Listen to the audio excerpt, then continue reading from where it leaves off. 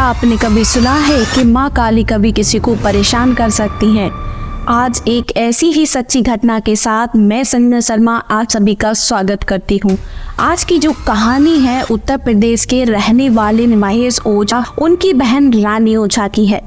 उनके शहर में एक माँ काली का दरबार लगाया जाता था। वहाँ के जिनके घर जो दरबार लगाया जाता था वो अंकल जी उस दरबार में माँ काली की पूजा किया करते थे। एक दिन की बात है कि दोनों माँ बेटी उस दरबार में जाना शुरू कर देती हैं। महेश ओझा की बहन और माँ अपनी आर्थिक समस्याओं को लेकर उस दरबार में जाना शुरू कर देती हैं। कुछ दिन तक तो सब ठीक रहता है, लेकिन 8 दिन बाद जब उनकी बहन उस दरबार से घर लौटती है तो वो बिल्कुल होशो हवास में नहीं थी। उन्होंने खाना पीना छोड़ दिया था, ना वो किसी से बात करती थी, बस एक जगह देखती रहती थी।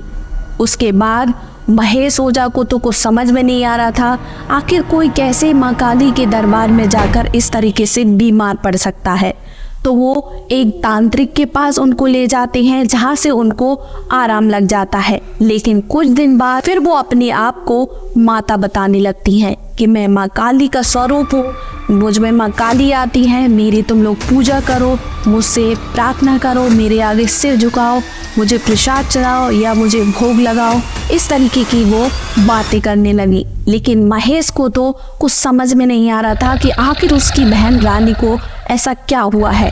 इसलिए वो अंकल जी के घर के बारे में पता करते हैं, उस दरबार के बारे में पता करते हैं। उनको कुछ ऐसी सच्चाई वहाँ से मालूम चलती है जिससे कि उनके पैरों तले जमीन खिसक जाती है। उनको वहाँ से पता चलता है कि अंकल जी का जिस घर में दरबार लगाया जाता है वहाँ पर उनकी बेटे, बहू और उनकी बेटी की डेथ हुई थी। उसके बाद उनको कुछ समझ में नहीं आता, उस घर के बारे में पता करते हैं तो कई लोगों से पता चला है कि वहाँ कुछ बच्चे जाते थे और वहाँ से बहुत लोग बीमार हुए, इस तरह की हरकतें करते थे। वहाँ पर उस दरबार में जाने से कुछ बच्चे इसी तरीके से अपने होश गंवा बैठते थे। उनको किसी धार्मिक स्थान पर ले जाया जाता था जिससे वो वहाँ से ठीक होते थे। और एक जगह से उनको पता चला कि जो अंकल जी का घर है, एक बच्ची वहाँ गई हुई थी, उसने एक सफ़ेद कलर की एक परछाई देखी। उसके बाद वो लड़की बेहोश हो जाती है। जब वो होश में आती है तो उस लड़की से पूछा जाता है कि आखिर उसके साथ क्या हुआ था जिससे वो बेहोश हो गई। तो वो बताती है उसने उन अंकल जी के घर में एक सफ़ेद कलर की परछाई देखी थी, जिसके बाद वो बेहोश हो जाती है। उसके परिवार वाले उस दरबार में जाना बंद कर देते हैं। कई लोगों से पूछताछ की जाती है तो पता चलता है उनके घर में ये सारी घटनाएं होती थी। जी घर में अकेली रहती थी, इसलिए उनका अकेलापन दूर करने के लिए वो अंकल जी ने उस घर में माँ काली का दरबार लगाना शुरू कर दिया था। जब महेश और लोगों से जानते हैं तो उनको यहाँ तक पता चला कि उस घर में आंटी जी को कोई रात में सोने नहीं देता था, अंकल आंटी को कोई हाथ पकड़ के खड़ा कर देता था, जिससे कि वो भी इन चीज़ों से परेशान थे।